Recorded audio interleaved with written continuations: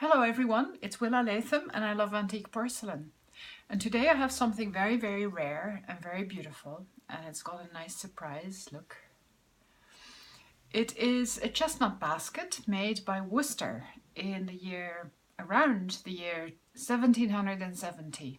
And you heard that right, it means it's about 250 years old. That's very old. I had a chestnut basket a while ago, and that was one with a stand and a cover. This one is simpler, but it's beautifully made because look, it's been made to look like a woven basket. It's all pierced. So this was cut out of clay, and then they cut out all these little pieces. It was very difficult to do. And it's made of porcelain. This is early porcelain, and you can see that it's quite grey. It's not really pure white, and that's because this is very old. This is from before the time of bone china. Bone china was only really invented in around 1800, so this is from earlier. And it sounds different than a bone china thing would have sounded. It's full of rock, and that's why it's so grey. And I really love it.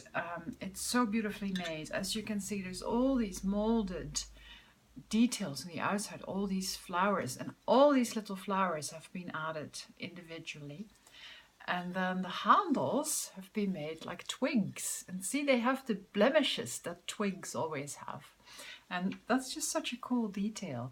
They made things very real. They didn't make them to look perfect, but they made them to look real, natural. It's a very beautiful thing.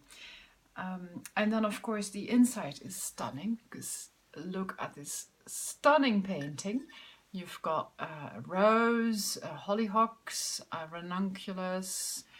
There's all sorts of English flower gardens that you can find in any English garden. So that's really beautiful. And this would have been used to serve probably something hot like roast chestnuts.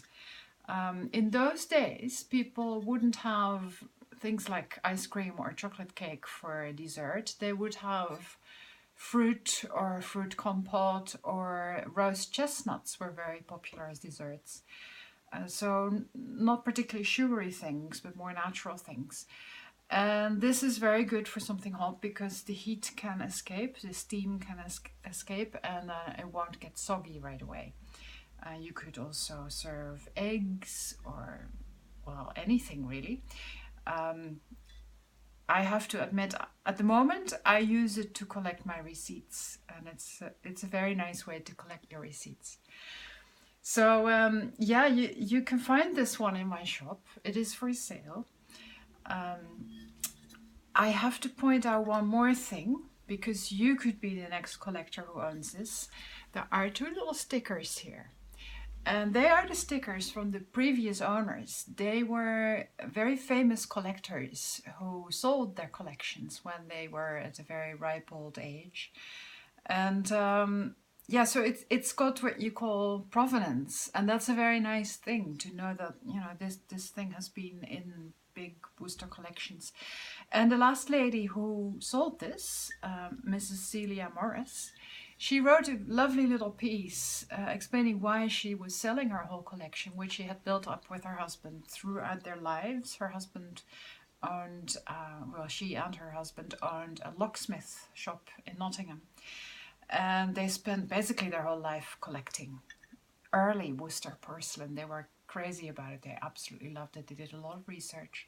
And she explained why she sold it the way she did, because Mr. Morris died, sadly, and she was left behind alone. And they decided together before he died that they were going to sell it off individually, each piece individually, because they wanted as many people as possible in the world to enjoy the collection that they had put together. So you can find this one and be the next Worcester collector who owns this to a lot of enjoyment. So you can find me on gentlerattleofchina.com, and please sign up on YouTube or on Instagram. I put daily pictures and stories on Instagram and weekly videos on YouTube. Thank you very much for watching.